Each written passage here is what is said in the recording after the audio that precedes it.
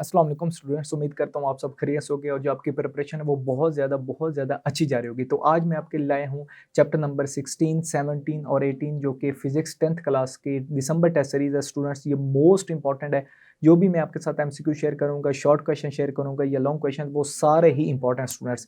तो आपने इस वीडियो के साथ जुड़े रहना है ताकि आप मैक्सिमम अच्छे मार्क्स ले सकें। ठीक है स्टूडेंट्स, तो फर्स्ट ऑफ ऑल मैं एमसीक्यू इसके शेयर करूँगा, उसके बाद इसके शॉर्ट क्वेश्चंस और फिर लॉन्ग क्वेश्चंस। ठीक है स्टूडेंट, तो फर्स्ट ऑफ ऑल यहाँ पे आपने अपना नाम लिखना है, यहाँ पे रोल नंबर और ये टाइम अलाउड। ठीक है, उसके बाद है जी क्वेश्चन नंबर 1। ठीक है स्टूडेंट्स, इसमें सर्कल द करेक्ट आंसर।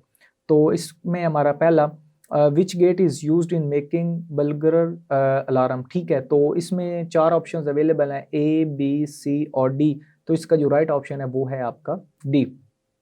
उसके बाद है जी question number 2, if x is equal to A dot B then x is equal to 1 when.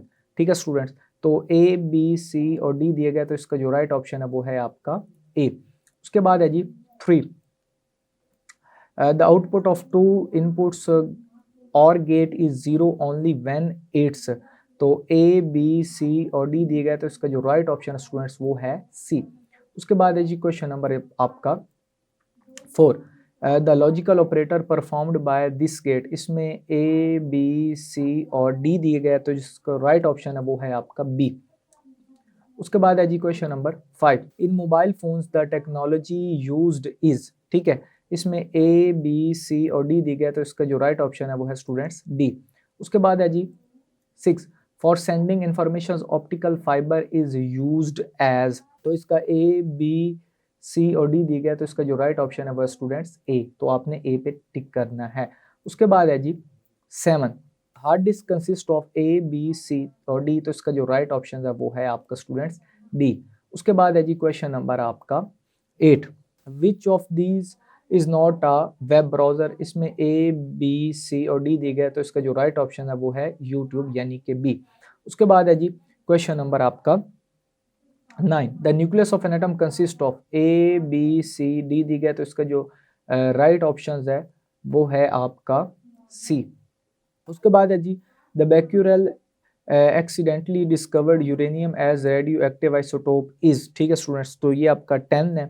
इसमें ए बी सी और डी दी गया, तो इसका जो राइट ऑप्शन है वो है स्टूडेंट्स बी। उसके बाद है जी 11, alpha particle carry a charge of. इसमें ए बी सी डी दी गया, तो इसमें जो राइट ऑप्शन है वो है आपका सी। उसके बाद है जी 12, the release of energy by the sun is due to. तो इसमें ए बी सी डी दिए गए, तो इसका जो राइट ऑप्शन है वो है students B.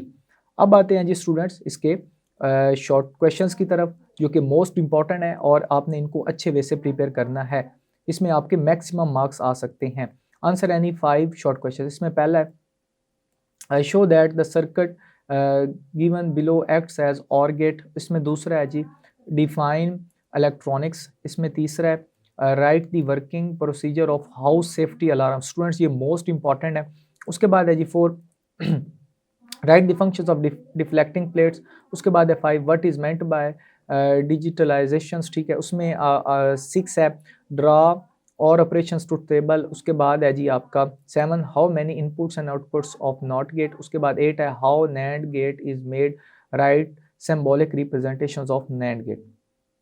Answer any 5 short question. इसमें पहला है जी right uses of microwaves in telecommunication. Students ये सारे इंपॉर्टेंट हैं जितने भी मैं आपके साथ शेयर कर रहा हूँ। उसके बाद है जी दूसरा write the storage capacity of compact disc and DVD. ठीक है, थर्ड है show the elements of communication system by diagram. उसके बाद है आपका 4, explain transmissions of electrical signals through wire. उसके बाद 5 है डिफाइन क्रिटिकल एंगल। उसके बाद 6 है जी what is the difference between RAM and ROM memory. उसके बाद 7 है right uses of online banking. उसके बाद है 8, व्हाट इज ई कॉमर्स। ठीक है, अब बात है क्वेश्चन नंबर 4 की जानिब स्टूडेंट्स। इसमें पहला है define isotope and give example. उसमें दूसरा है जी which type of natural radioactivity leaves the number of protons and number of neutrons in the nucleus unchanged. उसके बाद है जी तीसरा right causes of background of radiation।